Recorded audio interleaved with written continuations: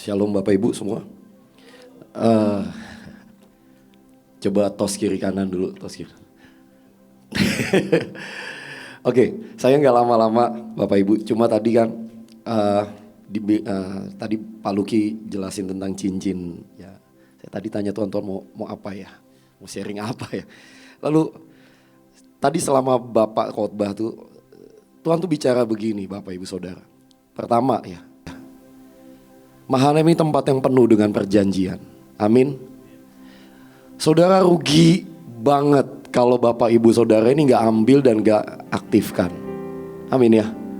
Kita ini udah ikut segala macam acara lah tanda petik ya. Semua sidang ilahi, semua yang dibagikan, bahkan firman Tuhan yang disampaikan tuh gak pernah yang istilahnya sembarangan. Semuanya berbobot. Tapi persoalannya begini, ternyata tetap juga kok ada orang-orang. Ini buat saya juga belajar. Seberapa saya pengen itu jadi dalam hidup saya. Dari semua yang tadi diajarkan, itu kan basic banget sampai yang advance lah istilahnya. Jadi kalau Bapak Ibu ibadah di tempat ini gak bersemangat, saudara deklarasi nyembah Tuhan gak semangat, gak lakukan itu dari hati, yang rugi bukan Tuhannya, kitanya yang rugi. Karena apa? Perjanjian penuh banget di sini. Ya, Bapak Ibu nengok ke atas, nengok ke bawah, lihat kiri, lihat kanan, depan belakang tuh perjanjian semua. Ini yang kelihatan mata secara fisik ya, tulisan. Ya ini bukan cuma masalah tulisan, tetapi seberapa Bapak Ibu sadar, yuk minta sama Tuhan. Tuhan berikan anugerah-Mu buat saya ini, ngerti bahwa saya ini ada di tempat yang terbaik buat semua perjanjian. Amin. Amin Bapak Ibu. Amin ya. Yang kedua gini, perjanjian itu Tuhan berikan buat tujuan Bapak Ibu Saudara. Dia berikan semua, pasti ada tujuannya. Nah boleh satu slide yang itu aja yang tadi disiapin, boleh ditampilkan. Saudara ini satu lah, salah satu Bapak Ibu. Karena ini bicara tentang pilar. Tuhan berikan perjanjian buat Bapak Ibu dan saya untuk salah satunya menggendong bangsa ini. Saudara, kalau ini rata-rata mungkin Bapak Ibu yang berkeluarga, mungkin ayah atau ibu pernah menggendong anak, betul ya? Adakah seorang tua menggendong anak tuh gak karena terpaksa? Mungkin pernah kalau udah berat banget ya. Tapi waktu kita menggendong anak kita yang belum bisa jalan normal misalnya, belum lancar, waktu masih baru belajar bicara, kesukaan gak sih menggendong Bapak Ibu? Adakah suatu beban ketika aduh nih anak nyusahin? Bahkan sampai hari ini Bapak Ibu, saya punya anak umur bulan depan mau 8 tahun. Tapi saya bersyukur. Setiap kali dia datang ke saya gini, papi gendong. Ya waktu umur 0 tahun dengan umur mau 8 tahun ya beda ya Bapak Ibu. Tapi somehow entah kenapa gini, waktu dia pengen digendong itu kayak gini, Tuhan saya seneng ya, kok gendong tuh seneng, gak jadi beban gitu, gak jadi beban. Nah seperti gini loh Bapak Ibu Saudara, bangsa kita ini lagi manggil saya dan saudara, hello gitu. Dan yang dipanggil itu ya saya dan saudara gitu. Help, tolong.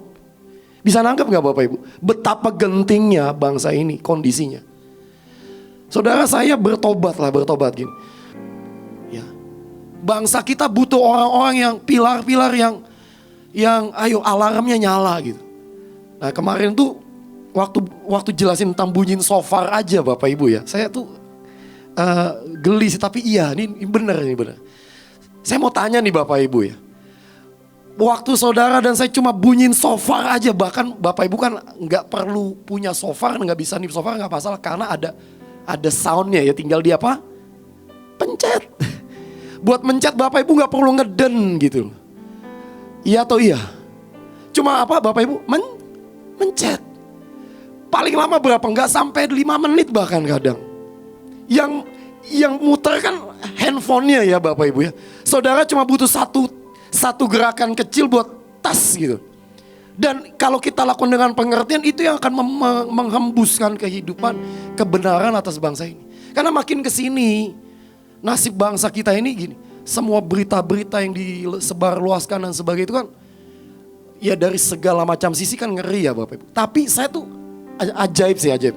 Saya ini tergabung dengan salah satu grup WA, teman-teman pelayanan saya dulu lama banget, udah 20 tahun lebih. Dulu saya pernah pelayanan sebelum masuk Mahanaim.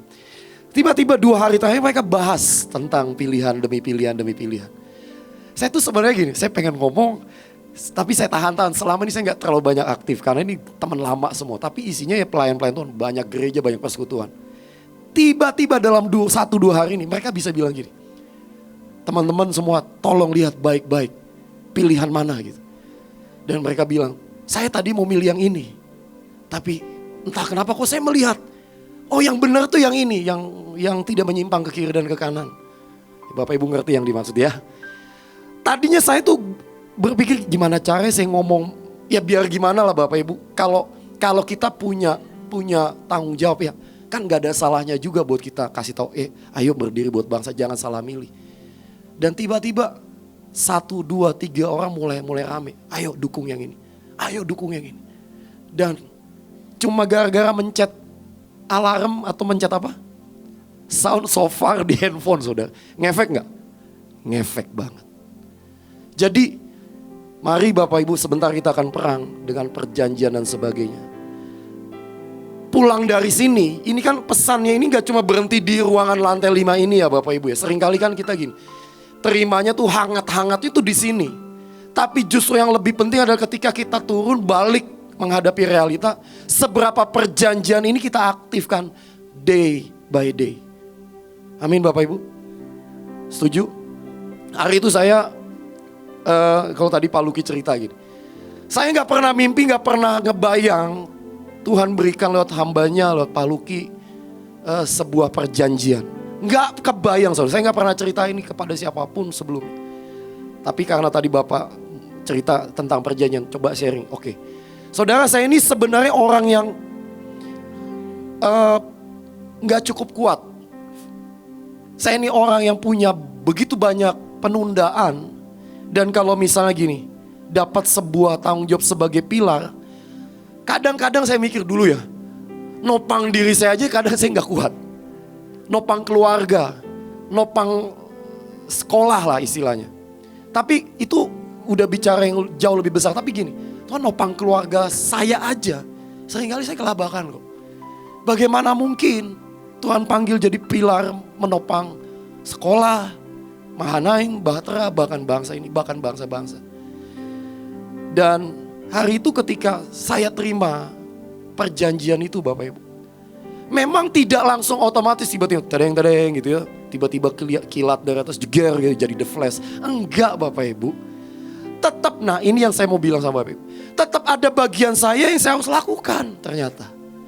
Yang tadi disampaikan, kalau saya tidak belajar menggali tentang pilar, kalau saya nggak belajar ngambil, meniru ATM apa yang Pak Luki lakukan, apa yang hamba-hamba Tuhan, Ibu Panglima lakukan, bahkan pemimpin-pemimpin saya, maka yang nggak bisa juga, ya cincin ya tetap cincin udah.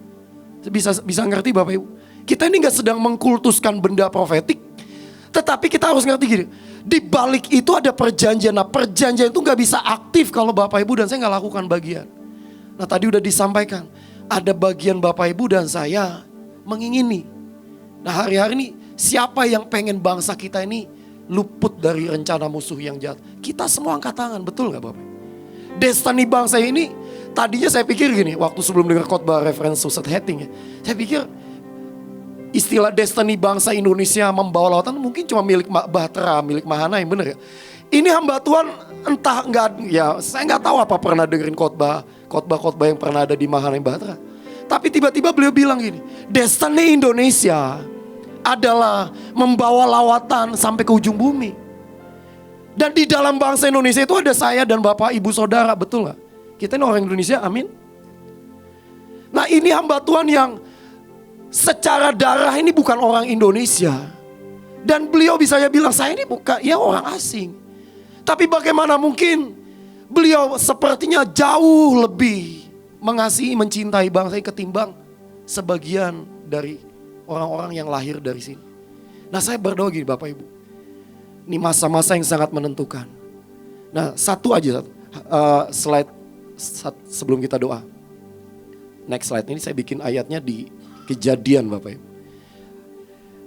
Saya baca tadi pagi saya baca firman ini dan kebetulan memang lagi dalam jadwal pembacaan Alkitab ya. Saya baca kisah Yusuf.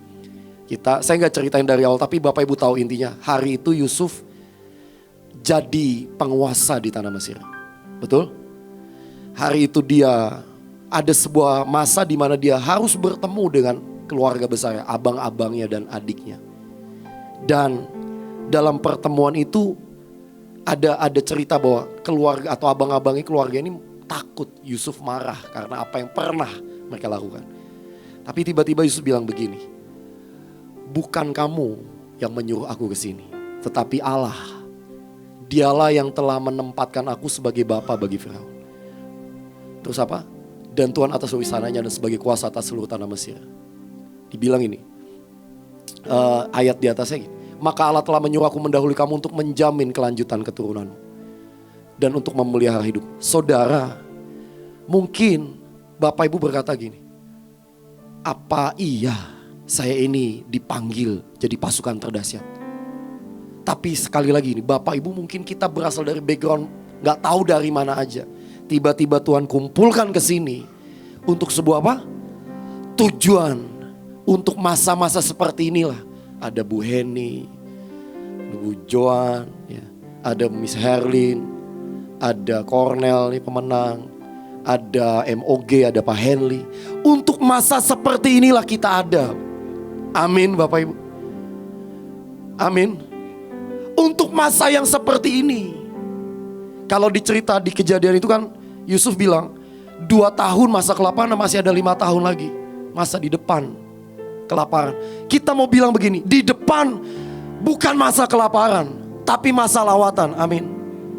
Itu sebabnya Bapak Ibu dan saya dipanggil ikut retret taktik, mengangkat sekian banyak perjanjian. Mungkin ada penari-penari yang gak tahu datang dari mana tiba-tiba ada di sini.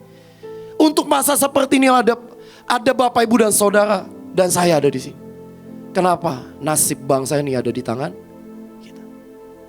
So habis ini saya berdoa setiap Bapak Ibu jangan ada yang diam.